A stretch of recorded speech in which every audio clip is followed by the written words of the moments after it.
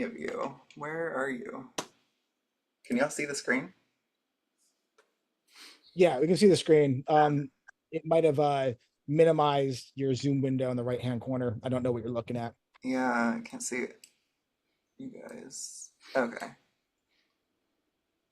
but we're good. We can It's see your okay screen. if I can't see you, I guess. All right. So, a little agenda here. We've got our introductions, why social media, planning out your release, creating videos for social media, editing and posting videos for social media, and a little Q&A. So we already did that.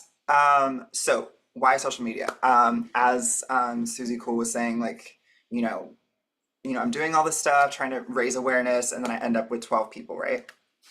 Um, and so I'm not sure like how many views you're getting, on those videos. But um, you know, we talk in marketing, we talk about the customer funnel or the marketing funnel. And also in MIC, that was the first time I learned about this. Um, they talk about attract, engage, and monetize. And so at the top of this customer funnel here on the right, we have awareness. And basically, what social media does is it drives awareness first and foremost. So it's how people are finding out about you, what you're doing, any shows you have coming up, and if they've never even heard of you, it's a way for them to become aware of you. Then, if they're interested, they could go to the consideration phase where maybe they go to your Spotify and they listen to one song and see if they like it, or they go to your website and they're scrolling around, looking at your bio, trying to figure out if they like you as an artist, right? And then conversion would be the stage where um, this person takes an action that we want them to take. So whether that's signing up for your mailing list or buying a ticket to your show or buying your merch or donating to you, right? Mhm. That's going to be a conversion, right? Um, and so it's natural that, not everyone who becomes aware of you is going to end up converting, right? That's why it gets smaller as it goes along. But you want to have systems in place to, take people from one stage to the other. So, you know, having great social media is just one piece of having your whole puzzle together, but it can definitely help drive people into your funnel. And then loyalty would be like, if you have a Patreon, they would subscribe to your Patreon or continue to donate or continue, interacting with you or sharing your music with other people on social media. So, the question I get a lot is like, I already make music. Why do I need to make videos for social media too? And my answer would be social media can help drive awareness, engagement, and loyalty for your music for you as an artist. Because even after, they become aware of you, let's say, like a lot of my followers follow me on Instagram. So even after, they've become aware of me and followed me, they're continuing to see what's going on with me now and continuing to follow my story on Instagram. And that's leading them to donate to my crowdfund that I'm having right now. Or they're, sharing my new song that just came out on Instagram. So it's a continual way that we're continually engaging in a cycle with each other. So let's see. So we are, there's a problem slightly, and it's the fact that we're music creators, which is an audio first art form in a very visual world now. Everyone has screens all around them, constantly looking at screens on their phones. And especially now, people want to see visuals and especially videos. And with these videos, especially on social media, it's very short form. People's attention spans are super short. So you want to try to grab our attention right away and keep it short and sweet, generally between like 30 and 60 seconds. Um, so some different types of videos you can create. I really want to talk today about thinking beyond just, doing a video of you playing and singing the song or just a video of you recording the song in the studio and getting a little more creative to, catch people's attention. So some different kinds of videos you can create. Vertical mini music videos, get to know you videos, live performance highlight videos, and user generated content videos. Those are just a few. Um, so vertical mini music videos. So basically, um, it's 2025, and most of the videos people are watching online are short form vertical videos on sites like TikTok, Instagram, Facebook, and YouTube. And so, unless you are a major label artist with a big budget to hire a bunch of dancers and have elaborate sets, I really don't recommend doing like a big budget horizontal long form music video for every single one of your songs. It's just not necessary, and you don't have to spend thousands of dollars on that when the big most people's eyes are on these shorter form vertical videos that you can film with your phone. So what really makes this quality is the concept. So you really want to think about like what's the story or the theme or the vibe of your song, and how can you show that with, you know, what you're wearing, what you're doing in the video, the location, the lighting, the colors, and how can we keep this short and sweet, just like 30 to 45 seconds. Some best practices, like I said, film vertical with your phone. That's going to look best on people's phone screens. Um, Always show lyrics on the screen. You always want to have captions in all your social media video content. So even if people are watching on mute, they can still see and understand what's going on. Or if they're in a public place and they can't have the volume up, they can still see what's happening. And like I said, keeping it short and sweet. So I'm going to show an example of one of mine that I did. Let's see, the sound is on. So this was for my song Lights On, which came out in December. And the concept of it was like I'm, you know, this like lonely Prince Charming in like a medieval attic, you know, wondering like where my love went. That was kind of the concept I came up with. And later on, I'll show like a vision board that I did to kind of come up with this concept. But this one, I think we got like 60,000 views on TikTok. And so, yeah, we'll just watch it.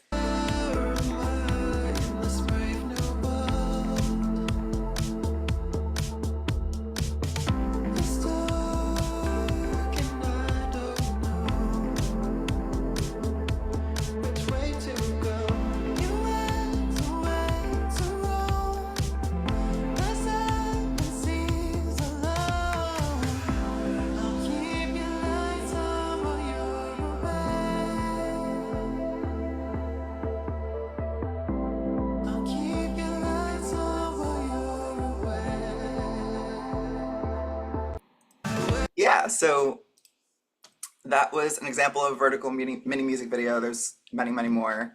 And I did, for this one, we did there's a full length version that I post on YouTube as well of the full song. But then I just chopped it up into smaller highlights that I posted on social media. And that's another strategy, to take one shoot that you do and turn it into like 5 or 6 videos and post that you can spread out over the course of a couple months, to keep the song on people's radar and just maximize like the amount of content you created in the shortest amount of time. Get to know you videos. So this is basically about just letting your audience fall in love with you by just talking to them. Uh, I think a lot of times, like as music artists, we can underestimate how important just talking is and just existing as a person is, and letting people see that side of you rather than every video being like you're singing or, you know, doing your art. Just sometimes just talking and letting people get to know you. So, you know, you can really think about like, what do you want people to know about you as a person or an artist? And you know, what do you like to do for fun? Like, what do you do when you're not, you know, making music? Again, some best practices. You want to be vertical. Um, it really helps if you use like real life environments, like even just in your house. Just what does your couch look like? You know, what does your bathtub look like? People are very curious about that naturally, and they appreciate it. Feels authentic when you show like your real life space, and just wear like what you normally wear for this kind of thing. So we're gonna watch. This is another independent artist friend, Doug Locke. For the album was style. And on this one, he's talking about different songs from his album. So he's still talking about music, but the video is cool because he's just talking and he's holding the camera. So it feels very intimate. It feels like he's just talking straight to you. So I'm going to reload it so it plays from the beginning.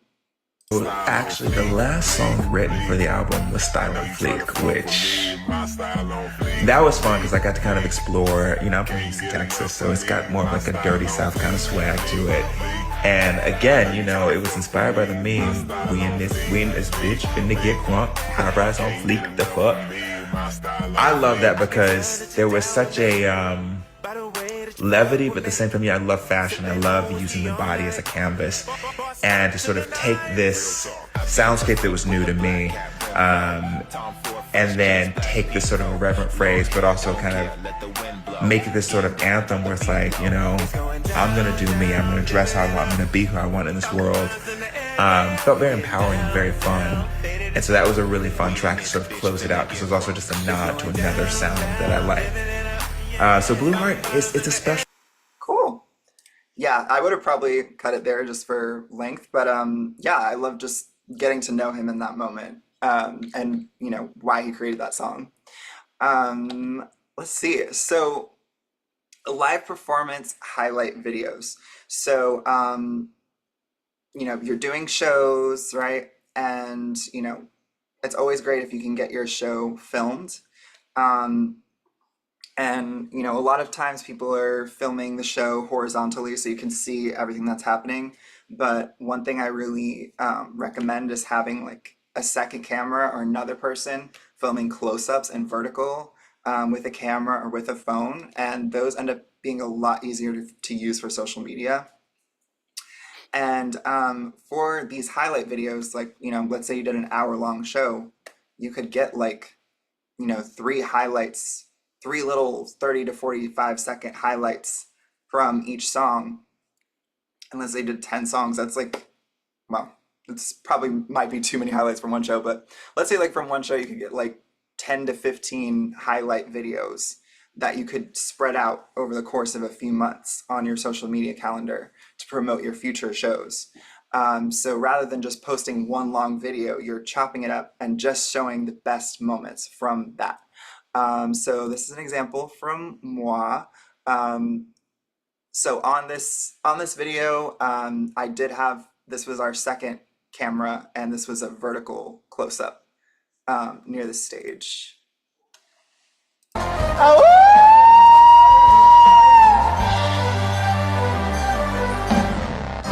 Everyone's looking at me, but I don't feel seen at all. Just the ghost of who I wanted me to be. I hope you'll accept me. I know you'll accept me one day, but I can't see that far ahead. All I see is the existential dread of staring into the abyss. I'm all alone at the edge of the abyss. I'm not sure what happens next. I'm terrified. I wish I. Nice. So yeah, and then fourth video type I'll talk about is user-generated content videos. So these are videos that are prominently featuring or focusing on your fans, to get your fans involved with your music. So one thing to think about when you're thinking about how to do this is what activities do you want people to do while listening to your music? For me, for my song Checklist Kind of Love, I really wanted people to work out to this song and like include it on their workout playlists. And I wanted it to be kind of like an 80s workout vibe. So I reached out to like my super fans, close friends, family, people in my network before the song even came out, and invited them to be part of this special workout challenge compilation video. And I just like invited them to send me a video of them working out to the song, doing whatever they normally do to work out. And then I edited it all together. So this is how it came out. This kind of love, so bad, but I never could find someone who checked the boxes. But then you came along and blew up my boxes open. Now we got that reckless kind of love, so good. 'Cause I finally found someone who knows what love is. 'Cause I finally found someone who can show me what love really is. I wanted that. Yay. I love all those people. They're all the best. So planning out your release. So let's back up. Those are a few of the, different kinds of videos you can make. There's many more. But let's say you have a release coming up in the next 2 to 3 months. Now is the time to start brainstorming and creating videos and visuals for this. I find that personally, if I wait until the song's already out to start, promoting it or thinking about how I want to promote it or start creating videos for it, it feels like too late. And I'm just like, oh, whatever. And that happened to me several times when I first started. And then I realized, you know what, rather than just like when the song's finished, just rushing to try to release it within a month as soon as I can, let me actually think this through, think about like a good time to release it and like give myself a good 2 to 3 months to kind of really imagine this and brainstorm it and make it more than just the song's out now. Like, how can this be a bigger, more fun thing? And this is part of the creative process that I enjoy a lot now. So I think really the key to, making it feel not like a chore is really embracing the creative aspect to it. And, treating this as part of like your body of work and like part of your art that you create alongside the music. So the basic steps you'll go through would be brainstorming, planning your shoot, filming, editing, and then scheduling or posting. So brainstorming, like I said, this is where you can get creative, allow yourself to be nonlinear, and just put a bunch of inspirations together. I love doing mood boards, using the whiteboard feature on Canva. It's really awesome. So I'm going to show you this whiteboard that I did for Lights On. And so loading.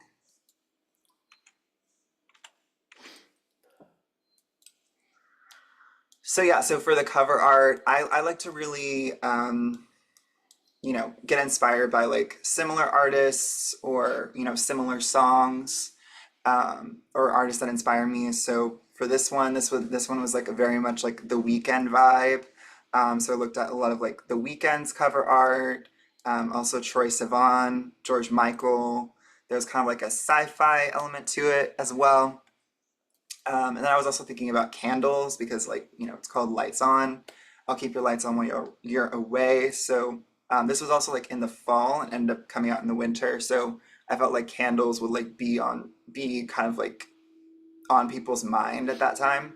So I thought about candles, and put some like other pictures of like this outfit that I wanted to wear, which is like the Prince Charming look. And then for the videos, I thought about like some different possible locations. I was thinking about like some kind of lighthouse or like haunted house or just like something that looks old, antique. And I ended up connecting with Avant Garden, which is like a local venue here in Houston. And I have like I have a relationship with the owner, and so she ended up letting us use the attic at that space for free, just like on an off day. And so the budget for this video was $0, proud to say. And so we went into that attic and filmed. I was also thinking about like some different movies. Like you can think about different movies that have a similar feel to the song. So I was thinking about Call Me by Your Name. I was thinking about like other music videos as well that are similar. So like the Weeknd music videos, like Blinding Lights. and also like this George Michael Careless Whisper music video. And so kind of putting all those things together, this is what we ended up with. Um, and then I was also looking at like some different TikToks that I didn't end up doing a lot of these, but just on some different topics that I could if I wanted to. The cool thing about brainstorming is like you don't have to do everything that you brainstorm. And so, oh, sorry, I wanted to go. My bad. Okay, so that was the mood board. So we brainstorm, and then planning your shoot. Like I said, you don't have to spend thousands of dollars. And so a micro budget starter kit for these kinds of videos would just be if you want to have like just a nice clean background color. There's photo paper backdrops, which are usually for photo shoots, but they work really well for video as well. And you can get those on Amazon for like 20 to 30 bucks a piece. And you know, I recommend having like a set of stands to stand it up, but again, that's like another 20 to 30 bucks. Um, you can also just use like real life environments. Like I've seen great videos of people just like in their kitchen. You know, depending on the theme of the song, it can make people respond to it more because it just feels really casual. Um, and then you want to have a ring light, which is basically just like a tripod specifically for your phone. You can turn it on, plug it in, and then it'll, you know, give you some extra light. Lighting is important for video, obviously, but usually a lot of phones, like newer models of the smartphones, like you don't have to be a lighting expert to get good video. The cameras on like the newest smartphones, like from, you know, Android. I have an Android. I have the Samsung Galaxy S25 Plus, like great camera. Like the Google Pixel has a great camera. iPhones have great cameras. So you really don't need to buy an extra camera for these kind of things. Just literally use your smartphone, and it's almost easier because it's like when you're framing the shot on your phone, that's how it's going to look on somebody else's phone. So that's your micro budget starter kit. And then your micro budget video team would be you, the artist, and a videographer. Another thing that, you know, really helps it feel more fun to me is collaborating with the videographer because it makes it feel creative. It gives you kind of an urgency where it's like, okay, we're meeting on this day. This is when we're filming and it's happening now, right? A lot of times I will get a videographer just to like make myself do the video at the specific time and like be prepared for it. So I highly recommend just like reaching out to people like other music artists in your area and, you know, maybe go to their social media and see their videos. And if you like one of their videos, more than likely they have tagged the person who made that video, and reach out to them and see, you know, if they would like to shoot your next video. Or if you are going super micro budget or you don't want to hire someone, you can again just use your ring light and just self film everything. It takes a little more work because you have to like constantly go from, you know, setting up the shot to being in the shot to coming back out, seeing what you got. But I've done it. My last mini music video I did, the videographer flaked on me, and I was like, you know what? I'm just gonna self shoot this, and it happened. And then you need a video editor. So that could be you, or it could be the videographer, to edit the videos and turn them into these short clips. Filming and creating. This is the fun part for me. Just have fun, be in the moment. You want to be prepared. Like if you're lip syncing the song, make sure you have practiced lip syncing it because it might look different. It might feel different than just singing it, or you want to make sure it's like in sync with the recording. Or if you're going to be doing any dances, make sure you've like rehearsed the dance. And just make sure you're on the same page with your videographer. For me, when I work with a videographer, it's like I'm also kind of directing it. We're like co-directing it at the same time. Like I'll do a few shots and then I'll ask to look at what we're getting so far, look at it, and then give feedback on whether that's like, you know, what I'm wanting to get or if I want to like adjust something, and then we'll go from there. Because ultimately, like if you're the artist and you're paying the videographer, like you want to make sure you're getting what you want out of the shoot. So then editing, some key tools. would be Adobe Premiere Pro. And that's, on the computer. I recommend using that for like creating many, many videos or getting more detailed with editing.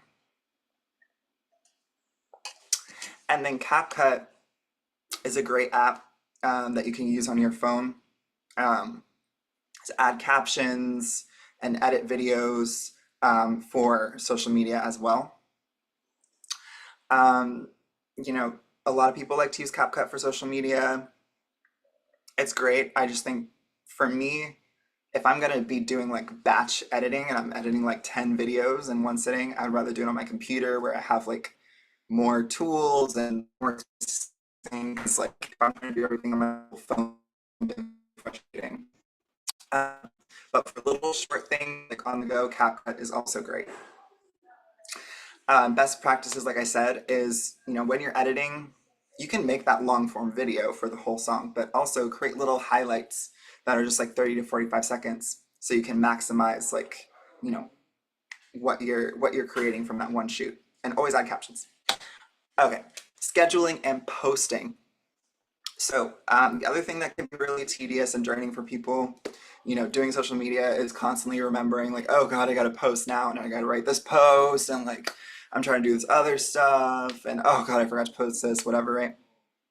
So what I recommend is using a social media calendar app like Later.com, Buffer, Hootsuite, and basically, planning it out in reverse, lining up those post dates with your release timeline. So like if your song is coming out 2 to 3 months from now in like, I don't know, August, you're planning it backwards. So like the day of the release is like when you want to make your big splash and you like have the best video that you made, right? That best highlight video drops on that day and it's just like out now. And everyone was like, oh my God, it's out. And I love the visual, perfect. And then back it up. So maybe like some little teaser videos before that, or maybe some of the get to know you videos, or like the single cover art can come out like a week before that. And then you also want to continue the momentum after the release date by like having posts after that as well. So I guess I can show my buffer. So right now I'm using Buffer for my music. So in the calendar view, you can also like, right now I'm just using it for Instagram because I don't want to pay right now, but you can plan it, you can set it up to be connected to like several different channels. So you could have it cross post across all your platforms at the same time, Facebook, YouTube, TikTok, all of those. So you're like, making it less work for yourself. But anyway, so you have a calendar view, you can set like the date that it's gonna post, the time that's gonna post. So right now, on Thursday, this photo of me is gonna post. And then you can also see it like in a list view. So, you can move them around like if the order doesn't make sense to you. And something else I recommend is like writing the caption ahead of time so you don't have that headache of like, oh my God, I'm ready to post this important video and like I have no idea what I want to write underneath it.